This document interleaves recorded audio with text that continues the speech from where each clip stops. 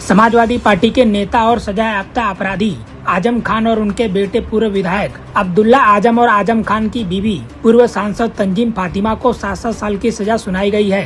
रामपुर की MP MLA court ने तीनों को दोषी माना है और सजा का ऐलान किया है। तीनों दोषियों को सीधे जेल ले जाने का आदेश दिया गया है। अब्दुल्ला आजम ने फर्जी जन्म प्रमाण पत्र के आधार पर स्वार विधानसभा सीट से साल 2017 में चुनाव जीता था। क्योंकि चुनाव के समय उसकी उम्र पूरी नहीं हुई थी, उस पर 2 जन्म प्रमाण पत्र रखने का आरोप है। जानकारी के मुताबिक अब्दुल्ला आजम ने साल 2017 में जिस जन्म प्रमाण पत्र के आधार पर चुनाव लड़ा था, उसमें उसकी जन्म तिथि 30 सितंबर 2090 दर्शाई गई थी। ये जन्म प्रमाण पत्र लखनऊ से साल 2015 में जारी किया गया था। वहीं दूसरे जन्म प्रमाण पत्र को साल 2012 में जारी किया गया था।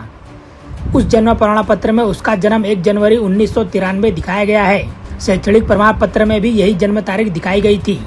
रामपुर नगर पालिका द्वारा जारी जन्म प्रमाण पत्र में उसका जन्म स्थान रामपुर बताया गया है, जबकि लखनऊ से जारी जन्म प्रमाण पत्र में उसका जन्म स्थान लखनऊ दिखाया गया था। इस मामले में भाजपा नेता आकाश सक्सेना की ओर से गंज कोतवाली में 3 जनवरी 2019 को मुकदमा दर्ज करवाया गया था।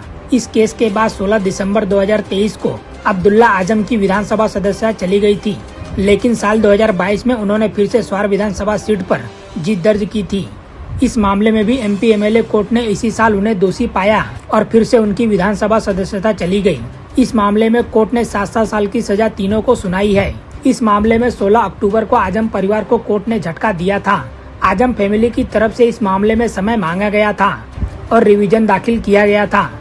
इस मामले में रामपुर के एमपी एमएलए कोर्ट ने एडीजी फर्स्ट कोर्ट को सुनवाई के लिए कहा था, लेकिन कोर्ट ने इस रिवीजन को निरस्त कर दिया था। इसके बाद एमपी एमएलए कोर्ट ने आजम खान, उनकी पत्नी तंजीम फातिमा और अब्दुल्ला आजम को 7-7 साल की सजा सुनाई है। आजम खान को अब तक 2 मामले में सजा हो चुकी है।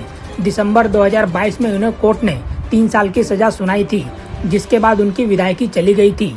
इसी साल की शुरुआत में रामपुर की सीट पर आकाश सक्सेना ने उपचुनाव में जीत हासिल की और पहली बार रामपुर विधानसभा सीट पर कोई हिंदू विधायक बना।